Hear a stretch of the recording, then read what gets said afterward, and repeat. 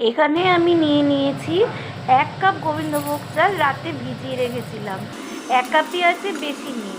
নিয়ে নিলাম এর সঙ্গে 1 কাপ সুজি, নিয়ে নিলাম এর সঙ্গে আমি 1 কাপ টক দই, আর এর সঙ্গে এটাকে আমি সুন্দর করে ব্যাটার বানিয়ে নিয়ে চলে আসলাম। ঠিক 1 কাপ 1 কাপ পরিমাণ, তুমি চাইলে একটু বেশি নিতেই পারো। এর মধ্যে দিলাম ধনেপাতা, কাঁচা লঙ্কা, আদা আর পেঁয়াজ কুচানো, একটু রসুন কুচানো। দিয়ে দিলাম নুন অল্প করে, 1 পিঞ্চ মতন দিয়ে দিলাম বেকিং সোডা। দিয়ে এটাকে সুন্দর করে ভালো করে ফেটিয়ে ফেটিয়ে, যত ফেটাবে তত ভালো হবে, ফেটিয়ে ফেটিয়ে আমি 1 ঘন্টার মতন রেখে দেবো। এখানে আমি একটা অসাধারণ চাটনি বানানোর জন্য নিয়ে নিয়েছি টমেটো আর কাঁচা লঙ্কা সিদ্ধ করে, আর নিয়ে নিচ্ছি খানিকটা বাদাম ড্রাই রোস্ট করে।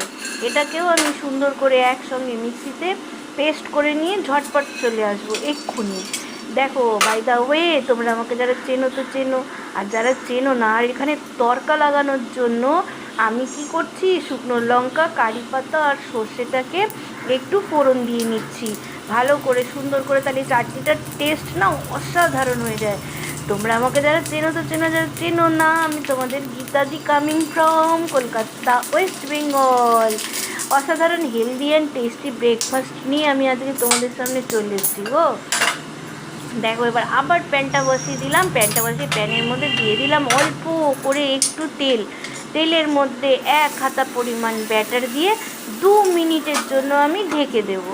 2 মিনিট পরে ঠিক একে উল্টে দিয়ে আবার আমি একে 2 মিনিটের জন্য ঢেকে দেবো। যদি তোমার দিদির এই ব্রেকফাস্ট মেনু, দিদির রান্নাগুলো ভালো লাগে, তৈরি হয়ে গেল অসাধারণ একটা ব্রেকফাস্ট রেসিপি, তাহলে কিন্তু দিদির চ্যানেলটা সাবস্ক্রাইব করে দিদির পাশে থাকতে ভুলবে না।